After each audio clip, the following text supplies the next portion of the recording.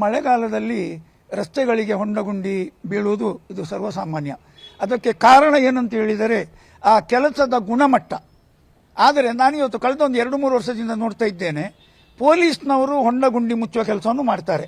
ಅವರಿಗೆ ಬಹಳಷ್ಟು ಸನ್ಮಾನಗಳಾಗ್ತವೆ, ಪ್ರಶಂಸೆ ಕೊಡ್ತಾರೆ, ಅವರಿಗೆ ಎಲ್ಲ ಮಾಡ್ತಾರೆ. ಆದರೆ ನಾನಿವತ್ತು ಹೇಳುವುದು, ಅವರು ಆ ಕೆಲಸ ಮಾಡಲಿಕ್ಕೆ ಆಯಾ ಇಲಾಖೆ ಆ ಬೇಜವಾಬ್ದಾರಿಗೆ ಜವಾಬ್ದಾರಿಯಾಗಿರುವಾಗ ಅದನ್ನು ಮುಚ್ಚುವ ಕೆಲಸ ಆ ನ್ಯಾಷನಲ್ ಹೈವೇ ಅಥವಾ ರಾಜ್ಯ ಹೆದ್ದಾರಿ ಅಥವಾ ನಮ್ಮ ನಗರ ಪಾಲಿಕೆದು ಅಂತೇಳಿ ಹೇಳುವಾಗ ಪೊಲೀಸ್ನವರು ಆ ಹೊಂಡಗುಂಡಿ ಮುಚ್ಚುವ ಕೆಲಸ ಯಾಕೆ ಮಾಡಬೇಕು ನನ್ನ ಪ್ರಶ್ನೆ. ಆದ ಕಾರಣದಿಂದ ಏನಾಗ್ತದೆ, ನಾಳೆ ಇಡೀ ಮಂಗಳೂರಲ್ಲಿ ಇರುವ ಹೊಂಡಗುಂಡಿಗಳಿಗೆ ಪೊಲೀಸ್ನವರೇ ಬಂದು ಮುಚ್ಚಲಿ ಅಂತೇಳಿ ಇವರು ಸುಮ್ಮನೆ ಕೂತ್ಕೊಳ್ಳಿಕ್ಕಿದ್ದಾರೆ. ಬರೀ ನಮ್ಮ ಹಣ ಬಂದದನ್ನು ಲಕ್ಷಗಟ್ಟಲೆ ಸ್ಮಾರ್ಟ್ ಸಿಟಿ ಆರ್ ಸಿಟಿ ಅಂತೇಳಿ ಅದಕ್ಕೆ ಖರ್ಚು ಮಾಡುವುದಲ್ಲದೆ ಮಂಗಳೂರು ನಗರವನ್ನು ಮೇಂಟೆನೆನ್ಸ್ ಮಾಡುವ, ಆ ಮಾಡಿದ ಕೆಲಸವನ್ನು ಮೇಂಟೆನೆನ್ಸ್ ಮಾಡುವ ಕೆಲಸ ಕೂಡ ಆ ಜವಾಬ್ದಾರಿ ಆಯಾ ಇಲಾಖೆಗೆ ಸಂಬಂಧಪಟ್ಟದ್ದು. ನಾನಿವತ್ತು ಪೊಲೀಸ್ನವರಿಗೆ ನಾನು ಕರೆ ಕೊಡ್ತೇನೆ, ದಯವಿಟ್ಟು ಇಂಥ ಕೆಲಸ ಮಾಡಬೇಡಿ.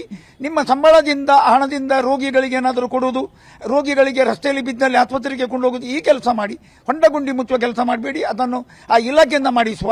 ಒಂದು ವೇಳೆ ಈ ಬೇಜವಾಬ್ದಾರಿತನದಿಂದ ಅವರ ಆ ಹೆದ್ದಾರಿಯಲ್ಲಿ ಹೊಂಡಾಗಲಿ ಅಥವಾ ನಮ್ಮ ರಾಜ್ಯ ಹೆದ್ದಾರಿಯಲ್ಲಿ ಆಗಲಿ ಹೊಂಡ ಬಿದ್ದಲ್ಲಿ ಅವರ ಮೇಲೆ, ಆ ಡಿಪಾರ್ಟ್ಮೆಂಟ್ ಮೇಲೆ ನೀವು FIR ಹಾಕಿ.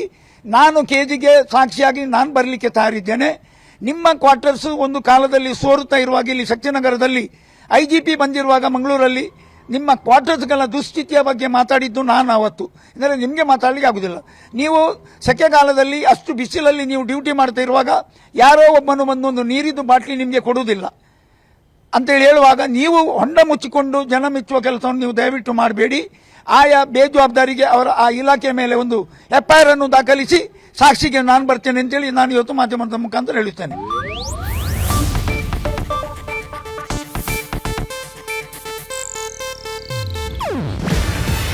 ಇದು ಏಷ್ಯಾನೆಟ್ ನ್ಯೂಸ್ ನೆಟ್ವರ್ಕ್ ಪ್ರಸ್ತುತಿ.